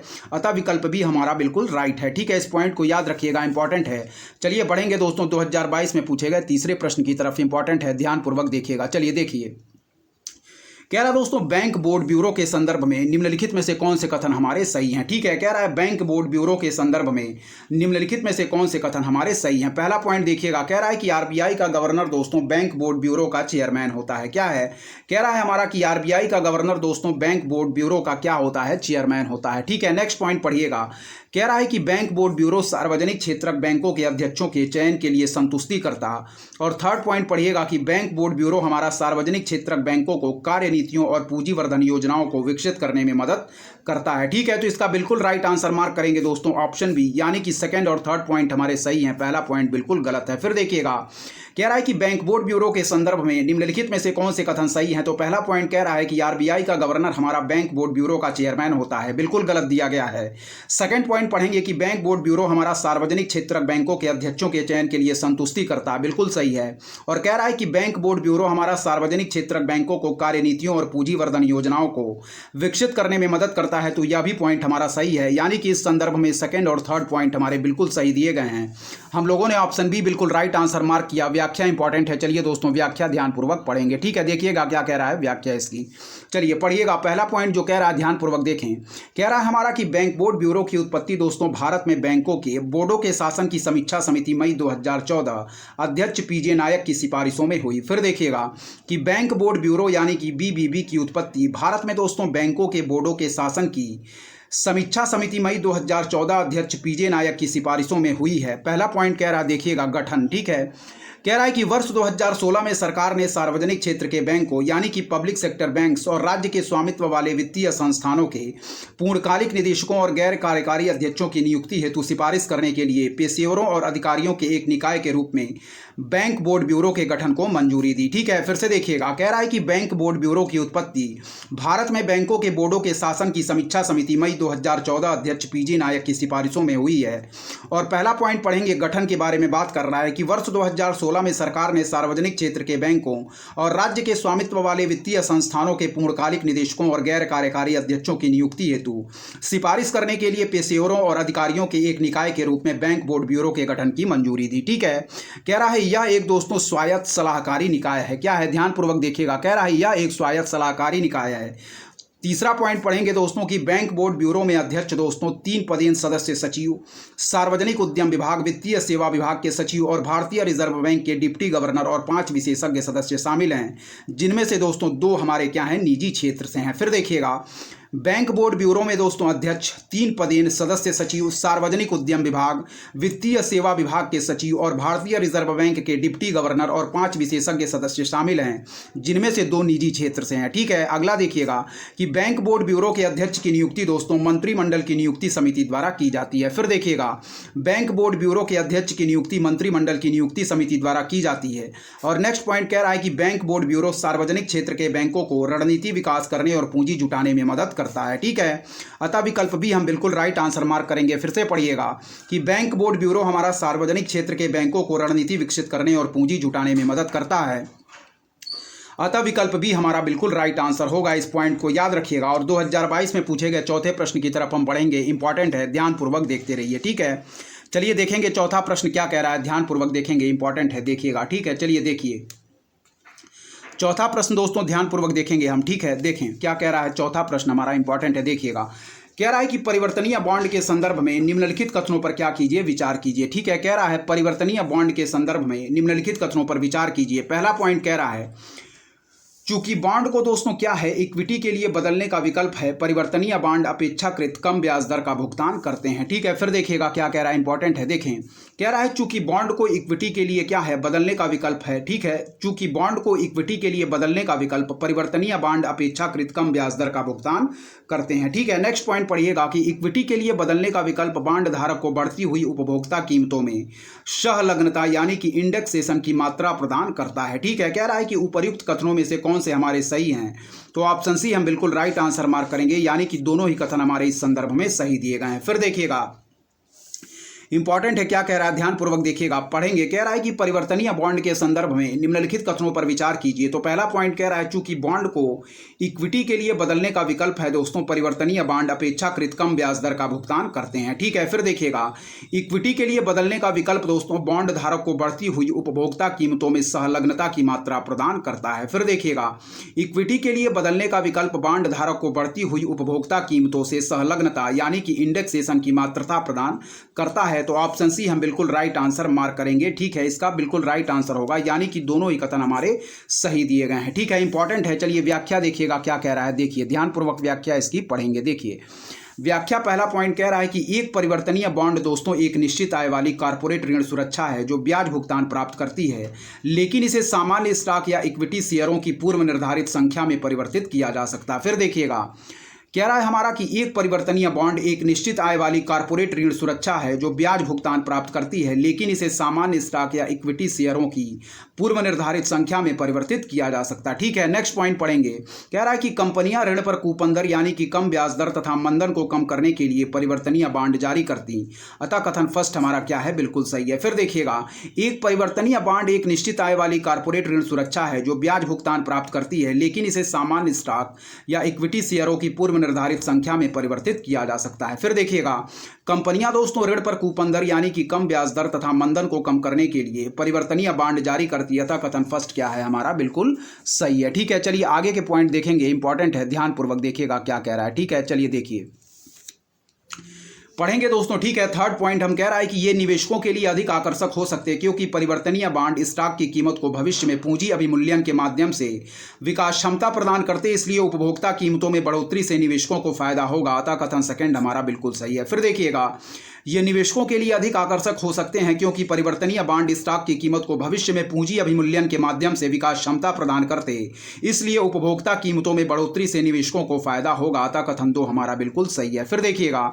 कि परिवर्तनीय बॉन्ड आमतौर पर सीधे कॉर्पोरेट बॉन्ड की तुलना में कम ब्याज दरों का भुगतान करते, ब्याज व्यय में दोस्तों बचत हमारी महत्वपूर्ण हो सकती है। फिर देखिएगा परिवर्तनीय बॉन्ड आमतौर पर सीधे कॉर्पोरेट बॉन्ड की तुलना में कम ब्याज दरों का भुगतान करते, ब्याज व्यय में क्या है दोस्तों, बचत महत्वपूर्ण हो सकती है। फिर देखिएगा कह रहा है कि निवेशक कम ब्याज भुगतान स्वीकार करते हैं क्योंकि परिवर्तन विकल्प क्या है हमारा, स्टॉक मूल्य में वृद्धि से लाभ उठाने का अवसर प्रदान करता है, अतः विकल्प सी हमारा क्या है, बिल्कुल सही है। फिर देखिएगा निवेशक कम ब्याज भुगतान स्वीकार करते हैं क्योंकि परिवर्तन विकल्प स्टॉक मूल्य में वृद्धि से लाभ उठाने का अवसर प्रदान करता, अतः विकल्प सी हमारा क्या है, बिल्कुल सही है। फिर देखिएगा निवेशक कम ब्याज भुगतान स्वीकार करते हैं क्योंकि परिवर्तन विकल्प स्टॉक मूल्य में वृद्धि से लाभ उठाने का अवसर प्रदान करता, अतः विकल्प सी क्या है दोस्तों हमारा, बिल्कुल सही है। ठीक है, इस पॉइंट को याद रखिएगा। चलिए बढ़ेंगे 2022 में पूछे गए पांचवें प्रश्न की तरफ, इंपॉर्टेंट है, ध्यानपूर्वक देखिएगा पांचवा प्रश्न हमारा क्या कह रहा है, इंपॉर्टेंट है। ठीक है, चलिए पढ़ेंगे। भारतीय अर्थव्यवस्था के संदर्भ में मुद्रास्फीति सहलग्न बॉन्ड यानी कि इन्फ्लेशन इंडेक्स्ड बॉन्ड के क्या दोस्तों लाभ हैं। फिर देखिएगा कह रहा है कि भारतीय अर्थव्यवस्था के संदर्भ में मुद्रास्फीति सहलग्न बॉन्ड यानी कि इन्फ्लेशन इंडेक्स बॉन्ड्स के क्या लाभ हैं। ठीक है, पहला पॉइंट कह रहा है कि सरकार हमारे इन्फ्लेशन इंडेक्स बॉन्ड्स के रूप में अपने ऋण ग्रहण पर कूपन दरों को कम कर सकती है। फिर देखिएगा सरकार हमारा क्या कह रहा है कि मुद्रास्फीति सहलग्न यानी कि सरकार हमारा इन्फ्लेशन इंडेक्स बॉन्ड्स के रूप में अपने ऋण ग्रहण पर कूपन दरों को कम कर सकती है। फिर देखिएगा इन्फ्लेशन इंडेक्स बॉन्ड्स निवेशकों को मुद्रास्फीति के बारे में अनिश्चितता से क्या दोस्तों सुरक्षा प्रदान करते हैं। फिर देखिएगा कि इन्फ्लेशन इंडेक्स बॉन्ड्स दोस्तों पर प्राप्त ब्याज और साथ ही साथ पूंजीगत लाभ कर योग्य नहीं होते हैं। ठीक है, फिर कह रहा है कि उपर्युक्त कथनों में से कौन से सही हैं, तो बिल्कुल राइट आंसर मार्क करेंगे, ऑप्शन फर्स्ट और सेकंड हमारे बिल्कुल सही हैं, जबकि थर्ड पॉइंट हमारा गलत दिया गया, इस पॉइंट को याद रखिएगा। फिर देखिएगा कह रहा है कि भारतीय अर्थव्यवस्था के संदर्भ में मुद्रास्फीति सहलग्न बॉन्ड यानी कि इन्फ्लेशन इंडेक्स बॉन्ड्स के क्या लाभ हैं। तो पहला पॉइंट कह रहा है कि सरकार हमारे इन्फ्लेशन इंडेक्स बॉन्ड्स के रूप में अपने ऋण ग्रहण पर कूपन दरों को कम कर सकती है। तो यह पॉइंट दोस्तों हमारा बिल्कुल सही दिया गया है। नेक्स्ट पॉइंट देखिएगा कि इन्फ्लेशन इंडेक्स बॉन्ड्स हमारे क्या करते हैं, निवेशकों को मुद्रास्फीति के बारे में अनिश्चितता से दोस्तों हमारा सुरक्षा प्रदान करते हैं। तो यह भी पॉइंट हमारा सही है, यानी कि फर्स्ट और सेकंड पॉइंट हमारे इस संदर्भ में सही हैं, जबकि थर्ड पॉइंट दोस्तों हमारा क्या है, गलत दिया गया है। ठीक है, तो हम लोगों ने बिल्कुल राइट आंसर मार्क किया ऑप्शन ए, यानी कि फर्स्ट और सेकंड पॉइंट हमारे इस संदर्भ में सही दिए गए हैं। इस पॉइंट को याद रखिएगा। ठीक है, चलिए दोस्तों व्याख्या की तरफ बढ़ते हैं, देखते हैं इस प्रश्न की व्याख्या क्या दी गई है, इंपॉर्टेंट है। चलिए देखिए, ठीक है, व्याख्या इस प्रश्न की इंपॉर्टेंट है। चलिए देखेंगे व्याख्या को, पढ़ेंगे ध्यानपूर्वक। ठीक है, देखिए कह रहा दोस्तों रिजर्व बैंक ऑफ इंडिया के अनुसार, पहला पॉइंट कह रहा है कि 1997 में जारी पूंजी अनुक्रमित बॉन्ड यानी कि कैपिटल इंडेक्स बॉन्ड्स ने केवल मूलधन को मुद्रास्फीति संरक्षण प्रदान किया, ना कि ब्याज भुगतान को। ठीक है, जबकि दोस्तों हमारा क्या है, इन्फ्लेशन इंडेक्स बॉन्ड्स के नए उत्पाद मूलधन और ब्याज भुगतान दोनों को मुद्रास्फीति सुरक्षा प्रदान करेंगे। फिर देखिएगा 1997 में जारी दोस्तों पूंजी अनुक्रमित बॉन्ड यानी कि कैपिटल इंडेक्स बॉन्ड्स ने केवल मूलधन को मुद्रास्फीति संरक्षण प्रदान किया, ना कि ब्याज भुगतान को, जबकि हमारे इन्फ्लेशन इंडेक्स बॉन्ड्स के नए उत्पाद मूलधन और ब्याज भुगतान दोनों को मुद्रास्फीति सुरक्षा प्रदान करेंगे। नेक्स्ट पॉइंट पढ़िएगा, कह रहा दोस्तों हमारा ध्यानपूर्वक देखिएगा, नेक्स्ट पॉइंट क्या कह रहा है, इंपॉर्टेंट है, ध्यानपूर्वक देखिए। ठीक है, कह रहा है कि मुद्रास्फीति के खिलाफ समायोजित मूलधन पर निश्चित कूपन दर का भुगतान करके ब्याज दर को मुद्रास्फीति से सुरक्षा प्रदान की जाएगी। ठीक है, मुद्रास्फीति के खिलाफ समायोजित मूलधन पर निश्चित कूपन दर का भुगतान करके ब्याज दर को मुद्रास्फीति से सुरक्षा प्रदान की जाएगी तथा सरकार हमारा इन्फ्लेशन इंडेक्स बॉन्ड्स के रूप में अपने ऋण ग्रहण पर कूपन दरों को कम कर सकती। अतः कथन फर्स्ट और सेकंड हमारे क्या है, बिल्कुल सही है। फिर देखिएगा मुद्रास्फीति के खिलाफ समायोजित मूलधन पर निश्चित कूपन दर का भुगतान करके ब्याज दर को मुद्रास्फीति से सुरक्षा प्रदान की जाएगी तथा सरकार हमारा इन्फ्लेशन इंडेक्स बॉन्ड्स के रूप में अपने ऋण ग्रहण पर कूपन दरों को कम कर सकती। अतः कथन फर्स्ट और सेकंड हमारे सही है। फिर देखिएगा कि मुद्रास्फीति अनुक्रमित बॉन्ड यानी कि आईआईबी 1997 के दौरान पूंजी अनुक्रमित बॉन्ड यानी कि सीआईबी के नाम पर जारी किए गए थे तथा आईआईबी जिसे हम कहेंगे इन्फ्लेशन इंडेक्स बॉन्ड्स का द्वितीयक बाजार यानी कि बीएससी, एनएससी और अन्य स्टॉक एक्सचेंजों के माध्यम से भी कारोबार किया जा सकता है। हालांकि यदि वे द्वितीयक बाजार में बेचे जाते हैं और लाभ कमाया जाता है तो पूंजीगत लाभ पर कर का भुगतान करना होता है। अतः कथन 3 हमारा सही नहीं है, अतः विकल्प ए हमारा बिल्कुल सही है। फिर देखिएगा मुद्रास्फीति अनुक्रमित बॉन्ड जिसे हम कहेंगे आईआईबी 1997 के दौरान पूंजी अनुक्रमित बॉन्ड यानी कि सीआईबी के नाम पर जारी किए गए थे तथा आईआईबी का द्वितीयक बाजार यानी कि बीएससी, एनएससी और अन्य स्टॉक एक्सचेंजों के माध्यम से भी कारोबार किया जा सकता है। हालांकि यदि वे द्वितीयक बाजार में बेचे जाते और लाभ कमाया जाता तो पूंजीगत लाभ पर कर का भुगतान करना होता। अतः कथन 3 हमारा सही नहीं है, अतः विकल्प ए हम लोगों ने बिल्कुल राइट आंसर मार्क किया था। ठीक है, चलिए दोस्तों बढ़ेंगे 2022 में पूछे गए छठे प्रश्न की तरफ, इंपॉर्टेंट है, ध्यानपूर्वक देखिएगा क्या कह रहा है हमारा 2022 में पूछा गया छठा प्रश्न, इंपॉर्टेंट है, देखिएगा। ठीक है, चलिए देखते हैं दोस्तों 2022 में पूछा गया छठा प्रश्न क्या कह रहा है, इंपॉर्टेंट है, ध्यानपूर्वक देखिएगा। ठीक है, चलिए देखिए, कह रहा है कि भारत के संदर्भ में हाल ही में जनसंचार माध्यमों में अक्सर चर्चित अप्रत्यक्ष अंतरण को निम्नलिखित में से कौन सी एक स्थिति सर्वोत्तम रूप से क्या दोस्तों प्रतिबिंबित करती है। फिर देखिएगा, कह रहा है कि भारत के संदर्भ में हाल ही में जनसंचार माध्यमों में अक्सर चर्चित अप्रत्यक्ष अंतरण को निम्नलिखित में से कौन सी एक स्थिति सर्वोत्तम रूप से प्रतिबिंबित करती है। ठीक है, तो इसका बिल्कुल राइट आंसर मार्क करेंगे दोस्तों, वह है हमारा ऑप्शन डी, यानी कि कोई विदेशी कंपनी शेयर अंतरित करती है और ऐसे शेयर भारत में स्थित परिसंपत्तियों से अपना वस्तुगत मूल्य भी उत्पन्न करते हैं। फिर देखिएगा, यानी कि कोई विदेशी कंपनी अपना शेयर अंतरित करती है और ऐसे शेयर भारत में स्थित परिसंपत्तियों से अपना वस्तुगत मूल्य भी उत्पन्न करते हैं। इस पॉइंट को याद रखिएगा। ठीक है, फिर से पढ़ेंगे कि भारत के संदर्भ में हाल ही में दोस्तों जनसंचार माध्यमों में अक्सर चर्चित अप्रत्यक्ष अंतरण को निम्नलिखित में से कौन सी एक स्थिति सर्वोत्तम रूप से प्रतिबिंबित करती है।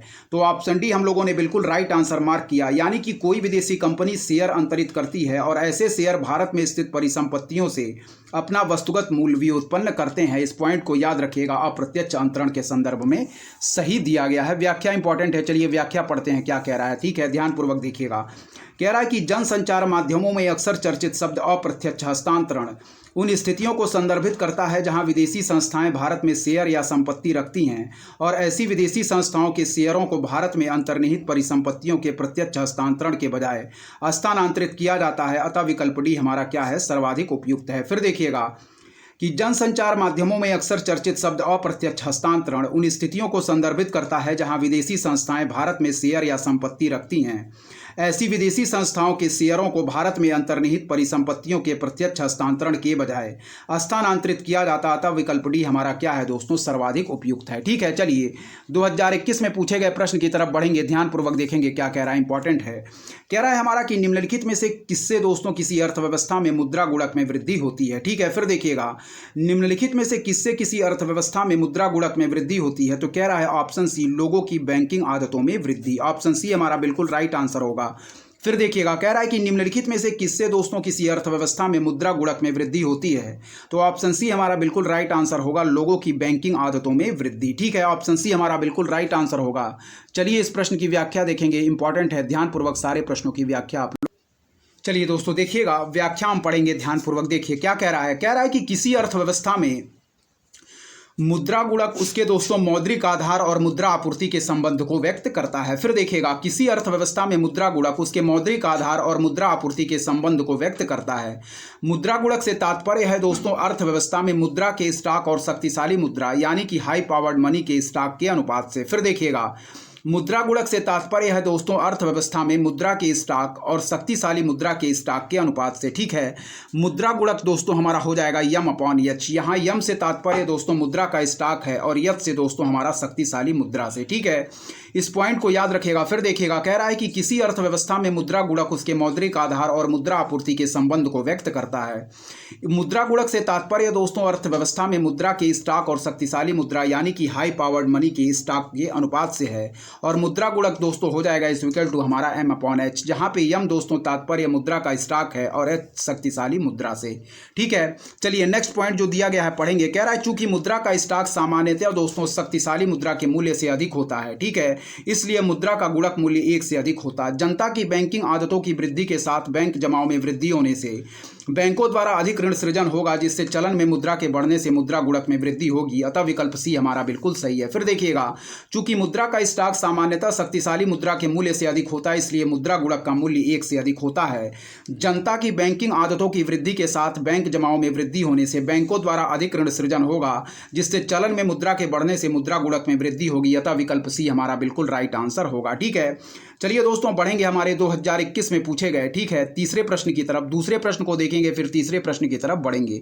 देखिएगा दूसरा प्रश्न हमारा क्या कह रहा है, जो कि दोस्तों हमारा क्या 2021 में पूछा गया है, इंपॉर्टेंट है, ध्यानपूर्वक देखिएगा। कह रहा है कि भारत के संदर्भ में निम्नलिखित कथनों पर क्या कीजिए, विचार कीजिए। ठीक है, पहला पॉइंट क्या कह रहा है दोस्तों कि खुदरा निवेशक डीमैट खातों के माध्यम से प्राथमिक बाजार में राजकोष बिल यानी कि ट्रेजरी बिल और भारत सरकार के ऋण बांड में निवेश कर सकते। ठीक है, इंपॉर्टेंट है। फिर देखिएगा कह रहा है कि खुदरा निवेशक डीमैट खातों के माध्यम से प्राथमिक बाजार में राजकोष बिल यानी कि ट्रेजरी बिल और भारत सरकार के ऋण बांड में निवेश कर सकते।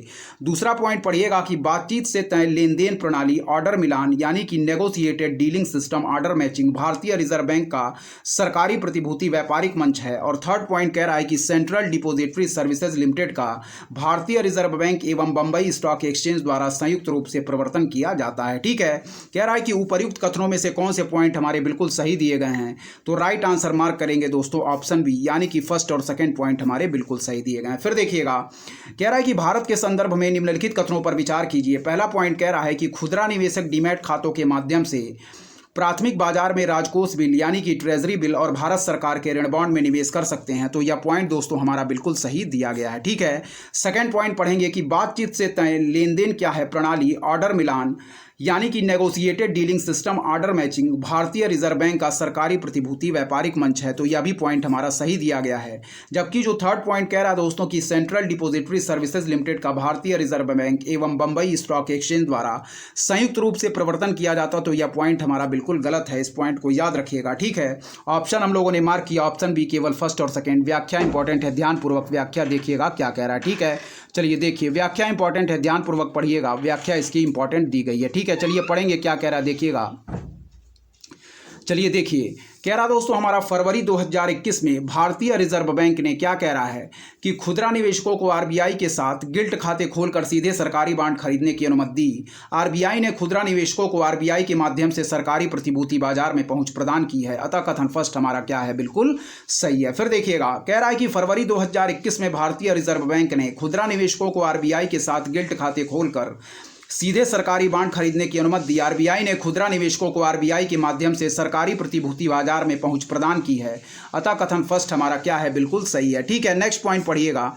इसके तहत दोस्तों खुदरा निवेशक गैर प्रतिस्पर्धी बोलियों के लिए स्टॉक एक्सचेंजों पर खुद को पंजीकृत करके सरकारी बांड खरीद सकते हैं। खुदरा निवेशकों के लिए सरकारी बांड खरीदने का एक अन्य तरीका सरकारी प्रतिभूतियां म्यूचुअल फंड है। ठीक है, बातचीत से तय लेन देन प्रणाली ऑर्डर मिलान यानी कि negotiated dealing system order matching NDSOM RBI के स्वामित्व वाला सरकारी प्रतिभूतियों का व्यापारिक मंच है और इसकी सदस्यता बैंकों, प्राथमिक डीलरों, बीमा कंपनियों, म्यूचुअल फंड आदि जैसी संस्थाओं के लिए खुली है। अतः कथन सेकंड भी क्या है दोस्तों, हमारा बिल्कुल सही है। फिर पढ़िएगा कि इसके तहत खुदरा निवेशक गैर प्रतिस्पर्धी बोलियों के लिए स्टॉक एक्सचेंजों पर खुद को पंजीकृत करके सरकारी बांड खरीद सकते। खुदरा निवेशकों के लिए सरकारी बांड खरीदने का एक अन्य तरीका सरकारी प्रतिभूतियां म्यूचुअल फंड है। बातचीत से तय लेन देन प्रणाली ऑर्डर मिलान यानी कि negotiated dealing system order matching NDSOM RBI के स्वामित्व वाला सरकारी प्रतिभूतियों का व्यापारिक मंच है। इसकी सदस्यता बैंकों, प्राथमिक डीलरों, बीमा कंपनियों, म्यूचुअल फंड आदि जैसी संस्थाओं के लिए खुली है। अतः कथन सेकंड हमारा क्या है दोस्तों, बिल्कुल सही है। ठीक है, नेक्स्ट पॉइंट पढ़ेंगे, इंपॉर्टेंट है कि सेंट्रल डिपॉजिटरी सर्विसेज लिमिटेड को बंबई स्टॉक एक्सचेंज द्वारा प्रवर्तित किया गया था। अतः कथन थर्ड हमारा सही नहीं है, विकल्प बी हमारा बिल्कुल राइट आंसर है कि सेंट्रल डिपॉजिटरी सर्विसेज लिमिटेड को बंबई स्टॉक एक्सचेंज द्वारा प्रवर्तित किया गया था। कथन तीन हमारा सही नहीं है, विकल्प बी हमारा बिल्कुल राइट आंसर है। चलिए दोस्तों बढ़ेंगे हम 2021 में पूछे गए तीसरे प्रश्न की तरफ। इंपॉर्टेंट है, ध्यानपूर्वक देखिएगा। तीसरा प्रश्न हमारा जो 2021 में पूछा गया है क्या कह रहा है, इंपॉर्टेंट है, देखिए। ठीक है, चलिए देखते हैं।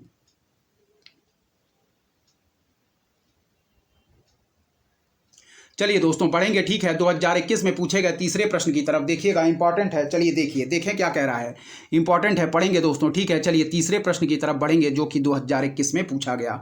भारत में कह रहा है कि अंतिम उधारदाता यानी कि लेंडर ऑफ लास्ट रिजॉर्ट के रूप में केंद्रीय बैंक के कार्य में सामान्यतः निम्नलिखित में से क्या सम्मिलित है। ठीक है, तो पहला पॉइंट कह रहा है कि अन्य स्रोतों से ऋण प्राप्ति में विफल होने पर व्यापार एवं उद्योग निकायों को ऋण प्रदान करना। ठीक है, फिर देखिएगा, कह रहा है कि अस्थायी संकट के समय बैंकों के लिए चल निधि उपलब्ध कराना।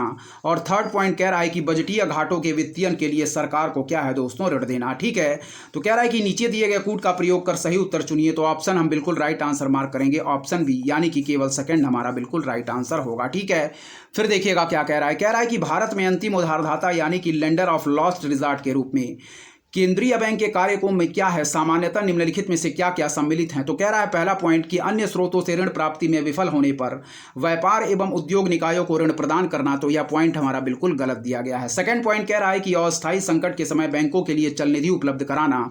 तो यह पॉइंट हमारा बिल्कुल सही है। और थर्ड पॉइंट जो कह रहा है कि बजटीय घाटों के वित्तीयन के लिए सरकारों को ऋण देना, तो यह भी पॉइंट हमारा गलत है। सेकंड पॉइंट बिल्कुल सही दिया गया है, यानी कि अस्थायी संकट के समय बैंकों के लिए चल निधि उपलब्ध कराना। इस पॉइंट को याद रखिएगा। ठीक है, इंपॉर्टेंट है। चलिए व्याख्या इसकी पढ़ते हैं एक बार और प्रश्न को पढ़ेंगे। कह रहा है कि भारत में अंतिम उधारदाता यानी कि लेंडर ऑफ लास्ट रिजॉर्ट के रूप में केंद्रीय बैंक के कार्य में सामान्यतः निम्नलिखित में से क्या सम्मिलित हैं। तो ऑप्शन ए जो कह रहा है कि अन्य स्रोतों से ऋण प्राप्ति में विफल होने पर व्यापार एवं उद्योग निकायों को ऋण प्रदान करना, बिल्कुल गलत है। सेकंड पॉइंट कह रहा है कि अस्थायी संकट के समय बैंकों के लिए चल निधि उपलब्ध कराना, बिल्कुल सही है। और थर्ड पॉइंट कह रहा है कि बजटीय घाटों के वित्तीयन के लिए सरकारों को ऋण देना। तो ऑप्शन बी हमारा बिल्कुल राइट आंसर होगा। फर्स्ट और थर्ड पॉइंट इस संदर्भ में गलत दिए गए हैं। व्याख्या इंपॉर्टेंट है। चलिए व्याख्या हम पढ़ते हैं, इंपॉर्टेंट है, ध्यानपूर्वक देखिएगा। ठीक है, कह रहा है कि भारतीय रिजर्व बैंक देश की बैंकिंग और वित्तीय प्रणाली के कार्यान्वयन हेतु बैंकिंग परिचालन के विस्तृत मानदंड निर्धारित करता है। फिर देखिएगा, भारतीय रिजर्व बैंक देश की बैंकिंग और वित्तीय प्रणाली के कार्यान्वयन हेतु बैंकिंग परिचालन के विस्तृत मानदंड निर्धारित करता। इसे बैंकों का बैंक कहा जाता, जो समस्त वित्तीय प्रणाली और निजी बैंकों में पर्याप्त नकदी की उपलब्धता दैनिक आधार पर करता तथा सभी बैंकों के लिए अंतिम उधारदाता यानी कि लेंडर ऑफ लास्ट रिजॉर्ट की भूमिका निभाता है। अतः कथन सेकंड हमारा बिल्कुल सही है। फिर देखिएगा कि भारतीय रिजर्व बैंक देश की बैंकिंग और वित्तीय प्रणाली के कार्यान्वयन हेतु बैंकिंग परिचालन के विस्तृत मानदंड निर्धारित करता है। इसे बैंकों का बैंक कहा जाता है, जो समस्त वित्तीय प्रणाली और निजी बैंकों में पर्याप्त नकदी की उपलब्धता दैनिक आधार पर करता है तथा सभी बैंकों के लिए अंतिम उधारदाता यानी कि लेंडर ऑफ लास्ट रिजॉर्ट की भूमिका निभाता है। अतः कथन सेकंड हमारा क्या है, बिल्कुल सही है। नेक्स्ट पॉइंट पढ़ेंगे कि आरबीआई व्यापार एवं उद्योग निकाय को अन्य स्रोतों से ऋण प्राप्ति की विफलता पर तथा सरकार को बजटीय घाटों की पूर्ति के लिए ऋण प्रदान नहीं करता। अतः कथन फर्स्ट और थर्ड हमारे सही नहीं है, विकल्प बी हमारा बिल्कुल राइट आंसर होगा। ठीक है, चलिए बढ़ेंगे नेक्स्ट प्रश्न की तरफ। इंपॉर्टेंट है, देखिएगा, कह रहा है कि निम्नलिखित कथनों पर विचार कीजिए, जो कि हमारा 2021 में पूछा गया चौथा प्रश्न है। ठीक है, पढ़िएगा। कह रहा है पहला पॉइंट कि केंद्र सरकार द्वारा रिजर्व बैंक के गवर्नर की नियुक्ति की जाती है। ठीक है, फिर देखिएगा दूसरा कह रहा है कि भारतीय संविधान के कतिपय प्रावधान केंद्र सरकार को जनहित में आरबीआई को निर्देश देने का अधिकार देते हैं। थर्ड पॉइंट कह रहा है कि आरबीआई का गवर्नर अपना अधिकार पावर आरबीआई अधिनियम से प्राप्त करता है। कह रहा है कि उपर्युक्त कथनों में से कौन से सही हैं, तो बिल्कुल राइट आंसर मार्क करेंगे दोस्तों ऑप्शन सी, यानी कि फर्स्ट और थर्ड पॉइंट हमारे बिल्कुल सही है। फिर देखिएगा कह रहा है हमारा कि केंद्र सरकार द्वारा रिजर्व बैंक के गवर्नर की नियुक्ति की जाती है। क्या है, कह रहा है कि केंद्र सरकार द्वारा रिजर्व बैंक के गवर्नर की नियुक्ति की जाती, तो यह पॉइंट हमारा क्या है दोस्तों, बिल्कुल सही दिया गया है। फिर कह रहा है सेकंड हमारा कि भारतीय संविधान के कतिपय प्रावधान केंद्र सरकार को जनहित में आरबीआई को निर्देश देने का अधिकार देते, तो यह पॉइंट हमारा बिल्कुल गलत है। और थर्ड पॉइंट कह रहा है कि आरबीआई का गवर्नर अपना अधिकार दोस्तों आरबीआई अधिनियम से प्राप्त करता, तो यह पॉइंट हमारा बिल्कुल सही है। यानी कि इस संदर्भ में फर्स्ट और थर्ड पॉइंट हमारे बिल्कुल सही दिए गए हैं। ध्यान रखिएगा, फिर से पढ़ेंगे कि निम्नलिखित कथनों पर विचार कीजिए। पहला पॉइंट कह रहा है कि केंद्र सरकार द्वारा रिजर्व बैंक के गवर्नर की नियुक्ति की जाती, जो कि पॉइंट हमारा बिल्कुल सही दिया गया है। ठीक है, सेकंड पॉइंट कह रहा है कि भारतीय संविधान के कतिपय प्रावधान केंद्र सरकार को जनहित में आरबीआई को निर्देश देने का अधिकार देते, तो यह पॉइंट हमारा बिल्कुल गलत है। थर्ड पॉइंट पढ़िएगा कि आरबीआई का गवर्नर अपना अधिकार दोस्तों पावर आरबीआई अधिनियम से प्राप्त करता, तो यह पॉइंट हमारा बिल्कुल सही है। ठीक है, चलिए ऑप्शन सी हमारा बिल्कुल सही है। केवल फर्स्ट और थर्ड पॉइंट हमारे सही दिए गए हैं। ठीक है, व्याख्या इंपॉर्टेंट है, ध्यानपूर्वक व्याख्या पढ़ेंगे। चलिए देखिए क्या कह रहा है, कह रहा है कि भारतीय रिजर्व बैंक का केंद्रीय निदेशक बोर्ड इसके कार्यभार का क्या है दोस्तों, पर्यवेक्षण करता है। फिर देखिएगा भारतीय रिजर्व बैंक का केंद्रीय निदेशक बोर्ड इसके कारोबार का क्या है दोस्तों, पर्यवेक्षण करता है। भारतीय रिजर्व बैंक अधिनियम 1934 की धारा 8 के अनुसार केंद्र सरकार द्वारा इस निदेशक बोर्ड में एक गवर्नर और अधिकतम 4 उप गवर्नर नियुक्त किए जाते हैं। अतः कथन फर्स्ट हमारा बिल्कुल सही है। फिर देखिएगा कि भारतीय रिजर्व बैंक दोस्तों इसका केंद्रीय निदेशक बोर्ड इसके कारोबार का पर्यवेक्षण करता है। भारतीय रिजर्व बैंक अधिनियम 1934 की धारा 8 के अनुसार केंद्र सरकार द्वारा इस निदेशक बोर्ड में एक गवर्नर और अधिकतम 4 उप गवर्नर नियुक्त किए जाते हैं। अतः कथन फर्स्ट हमारा क्या है, बिल्कुल सही है। फिर देखिएगा कि भारतीय रिजर्व बैंक का केंद्रीय निदेशक बोर्ड इसके कारोबार का पर्यवेक्षण करता है। ठीक है, भारतीय रिजर्व बैंक अधिनियम 1934 की धारा 8 के अनुसार केंद्र सरकार द्वारा इस निदेशक बोर्ड में एक गवर्नर और अधिकतम 4 उप गवर्नर नियुक्त किए जाते। अतः कथन फर्स्ट हमारा क्या है दोस्तों, बिल्कुल सही है। ठीक है, सेकंड पॉइंट पढ़ेंगे कि भारतीय रिजर्व बैंक अधिनियम 1934 की धारा 7 के अनुसार केंद्र सरकार बैंक के गवर्नर के परामर्श से समय समय पर बैंक को जनहित में आवश्यक निर्देश दे सकती है। अतः कथन सेकंड हमारा क्या है, सही नहीं है। फिर देखिएगा कि भारतीय रिजर्व बैंक अधिनियम 1934 की धारा 7 के अनुसार केंद्र सरकार बैंक के गवर्नर के परामर्श से समय समय पर बैंक को जनहित में आवश्यक निर्देश दे सकती है। अतः कथन सेकंड हमारा क्या है, सही नहीं है। ठीक है दोस्तों, चलिए तीसरे पॉइंट के संदर्भ में जो व्याख्या दी गई है उसको हम पढ़ेंगे। इंपॉर्टेंट है, ध्यानपूर्वक देखते रहिए, सारे प्रश्न की व्याख्या हमारी इंपॉर्टेंट है। ठीक है, चलिए ध्यानपूर्वक देखिएगा क्या कह रहा है इस प्रश्न का तीसरा पॉइंट। ठीक है, देखिए क्या कह रहा है, ध्यानपूर्वक देखेंगे। ठीक है, इंपॉर्टेंट है। चलिए देखिए तीसरा पॉइंट पढ़ेंगे, इंपॉर्टेंट है, देखें क्या रहा दोस्तों हमारा, ध्यानपूर्वक देखिएगा कि आरबीआई गवर्नर भारतीय रिजर्व बैंक अधिनियम 1934 से अपना अधिकार प्राप्त करता है। इसकी धारा 7 के अनुसार केंद्रीय निदेशक बोर्ड द्वारा बनाए गए विनियमों में गवर्नर और उनकी अनुपस्थिति में दोस्तों उनके द्वारा इस निम्नलिखित नामित उप गवर्नर के पास बैंक के मामलों और व्यवसाय के सामान्य अधीक्षण और निर्देशन की शक्तियां होती हैं। अतः कथन 3 हमारा क्या है, बिल्कुल सही। अतः विकल्प सी हमारा बिल्कुल राइट आंसर होगा। ठीक है, फिर देखिएगा कि आरबीआई गवर्नर भारतीय रिजर्व बैंक अधिनियम 1934 से अपना अधिकार प्राप्त करता है। इसकी धारा 7 के अनुसार केंद्रीय निदेशक बोर्ड द्वारा बनाए गए विनियमों में गवर्नर और उनकी अनुपस्थिति में उनके द्वारा इस निम्नलिखित नामित उप गवर्नर के पास बैंक के मामलों और व्यवसाय के सामान्य अधीक्षण और निर्देशन की शक्तियां होती। अतः कथन 3 हमारा बिल्कुल सही है। विकल्प बी हमारा बिल्कुल राइट आंसर होगा। विकल्प सी दोस्तों हमारा बिल्कुल राइट आंसर होगा। इस पॉइंट को याद रखिएगा, विकल्प सी हमारा बिल्कुल राइट आंसर होगा। चलिए पांचवें प्रश्न की तरफ ध्यानपूर्वक बढ़ेंगे, इंपॉर्टेंट है। देखिएगा क्या कह रहा है पांचवा प्रश्न, कह रहा है कि भारत में नियोजित अनियत मजदूरों के संदर्भ में निम्नलिखित कथनों पर विचार कीजिए। क्या है, भारत में नियोजित अनियत मजदूरों के संदर्भ में निम्नलिखित कथनों पर विचार कीजिए। पहला पॉइंट कह रहा है कि सभी अनियत मजदूर कर्मचारी भविष्य निधि सुरक्षा के हकदार हैं। क्या है? सभी अनियत मजदूर कर्मचारी भविष्य निधि सुरक्षा के हकदार।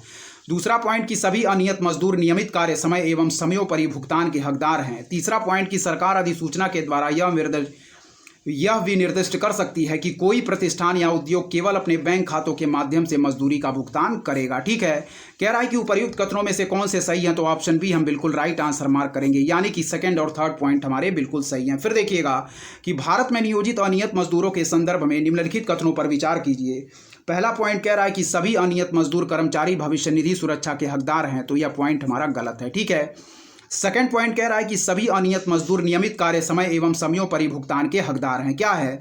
सभी अनियत मजदूर नियोजित कार्य समय एवं समयोपरि भुगतान के हकदार हैं, तो यह पॉइंट हमारा बिल्कुल सही है। ठीक है, फिर देखिएगा थर्ड पॉइंट क्या कह रहा है कि सरकार अधिसूचना के द्वारा यह निर्दिष्ट कर सकती है कि कोई प्रतिष्ठान या उद्योग केवल अपने बैंक खातों के माध्यम से मजदूरी का भुगतान करेगा, तो यह भी पॉइंट हमारा सही है। ठीक है, यानी कि सेकंड और थर्ड पॉइंट हमारे बिल्कुल सही दिए गए हैं। ठीक है, हम लोगों ने ऑप्शन बी बिल्कुल राइट आंसर मार्क किया। व्याख्या इंपॉर्टेंट है, चलिए ध्यानपूर्वक व्याख्या को देखिएगा क्या कह रहा है। ठीक है, देखिए कह रहा दोस्तों हमारा क्या है, सभी अनियत मजदूर कर्मचारी भविष्य निधि सुरक्षा के हकदार नहीं होते, अतः कथन एक हमारा सही नहीं है। नेक्स्ट पॉइंट पढ़िएगा, कह रहा है कि मजदूरी संहिता 2019 की धारा 13 और 14 में सामान्य कार्य दिवस में कार्य के घंटे का निर्धारण और समयोपरि भुगतान का प्रावधान है, अतः कथन 2 हमारा बिल्कुल सही है। ठीक है, नेक्स्ट पॉइंट पढ़ेंगे, देखेंगे क्या कह रहा है। देखिए कह रहा है हमारा कि मजदूरी संदाय अधिनियम 1936 में मजदूरी संदाय संशोधन अधिनियम 2017 के माध्यम से संशोधन किया गया था। ठीक है, जिसके तहत नियोक्ता को कर्मचारियों को सिक्कों या करेंसी नोट्स में या चेक द्वारा या कर्मचारियों के बैंक खाते में जमा करके वेतन भुगतान की अनुमति दी गई थी। इसके तहत चेक द्वारा या कर्मचारियों के बैंक खाते में जमा करके वेतन भुगतान करने की स्थिति में कर्मचारी की लिखित अनुमति लेने संबंधी शर्त हटा दी गई। हालांकि केंद्र या राज्य सरकार कुछ विशिष्ट औद्योगिक या अन्य स्थानापन्न को यह निर्देश दे सकती है कि उनके नियोक्ता को अपने कर्मचारियों को केवल चेक द्वारा या कर्मचारी के बैंक खाते में जमा करने के माध्यम से ही वेतन भुगतान करना होगा, अतः कथन 3 सही है। इस प्रश्न का विकल्प बी हमारा बिल्कुल राइट आंसर होगा। ठीक है दोस्तों, तो इस वीडियो में दोस्तों हम लोग यहीं तक रखते हैं, इसके बाकी बचे हुए पार्ट को हम लोग नेक्स्ट वीडियो में कवर करेंगे। तब तक के लिए दोस्तों धन्यवाद, लगातार पढ़ते रहें क्योंकि दोस्तों आगामी परीक्षाएं बहुत पास में लगी हुई हैं। धन्यवाद, नमस्कार दोस्तों।